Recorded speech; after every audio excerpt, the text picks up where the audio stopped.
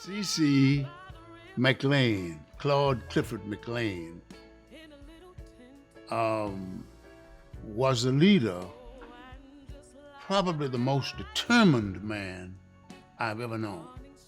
If they were planning some boycott or demonstration, this is the place.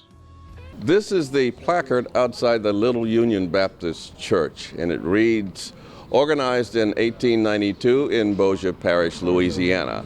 The congregation moved to the present site in 1912. The present edifice, built in 1949, was the epicenter of the civil rights struggle in Shreveport, as mass meetings and strategy sessions were held during the 1960s. On June 8, 1962, Dr. Martin Luther King Jr., during his last visit to Shreveport, delivered a speech in Little Union's pulpit at a mass voter registration rally. During the pastorate of Reverend Claude Clifford McLain, on September 22, 1963, Shreveport police sought to stop the civil rights activities by harassing neighborhood residents, riding horses on the porch of the church, and unmercifully beating up then Shreveport Chapter NAACP President, Reverend Harry Blake. The next day, students from Booker T. Washington High School attempted to have a protest march on Milam Street from Elder Street to Norma Street in the next block due west of the church. But Shreveport police brought it to an abrupt halt, using tear gas and making arrests. My father was Harry Blake. September 22nd, 1962, he was beaten brutally here in front of the Little Union Baptist Church. The circumstances regarding were the civil. They planned a march, and that they marched from here to Booker T. Washington High School, and that the police beat him and left him for dead here in front of this place where we are right now. What type of injuries did he sustain? He retained head injuries and was left for dead.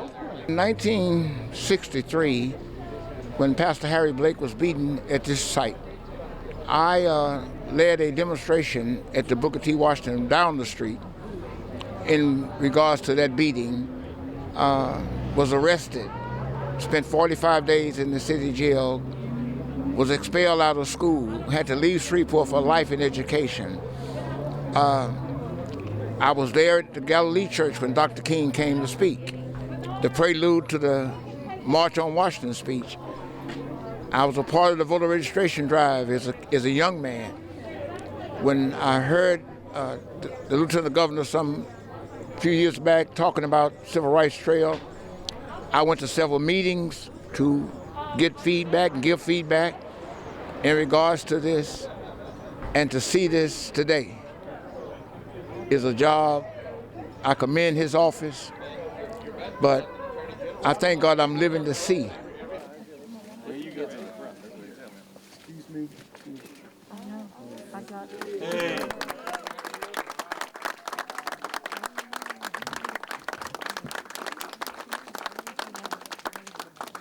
We're here to unveil the third of many historical markers for the Civil Rights Trail. 2 years in the making. This is a historical church where a lot had happened in those days. Martin Luther King giving his last speech here. So it's got a lot of rich history and a lot of heroes that were involved in that movement.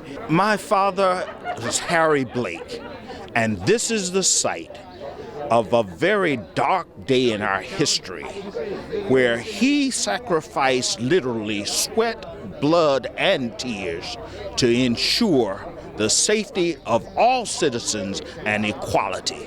What goes through your mind when you take a look at the monument being unveiled here today? Well, as I see the monument being unveiled, I believe that it is a step in the right direction. I believe it will be there for years for others to be able to look back and get a peek into what has transpired to help us achieve the goals that we have achieved. I've been involved with civil rights. When I was a little girl, I was a member of the NAACP from a child. And also, I've been here to see different ones come and go. I was here when Dr. Martin Luther King came and spoke here at Little Union. I was here when Reverend Harry Blade got beat up in the church of Little Union. I was singing in the choir at that time. What are your thoughts today as you see the monument? Oh, I think the monument is excellent. It's wonderful. It is inspirational. And it is also to let the youth and others know about what has happened here at Little Union Baptist Church. I was a boy 10. I watched all the things that happened here, so I'm deeply moved and honored that about 60 years later to see this. And the history has vindicated those in the movement, what they fought for, and so forth. What do you think your father would say today? He'd be smiling with that beaming. He wasn't one for attention. He'd be smiling and kind of rub his head a little bit. But that was him. Very modest. Well, I'm honored. It's my word. Our family, our church family, our community. We're honored and excited that we would be considered worthy of being on the Civil Rights Trail.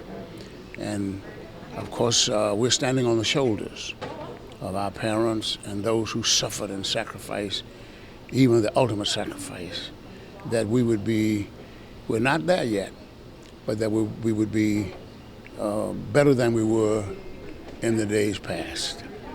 So there's a lot of excitement in the city and even in the northern part of the state. There'll be people coming from Lincoln Parish, Union Parish, and other parishes just to sit and be a part of this history-making event. When I walked in the back and saw the chair and the pulpit where he preached from, I got goosebumps, and you get a tear to the eye.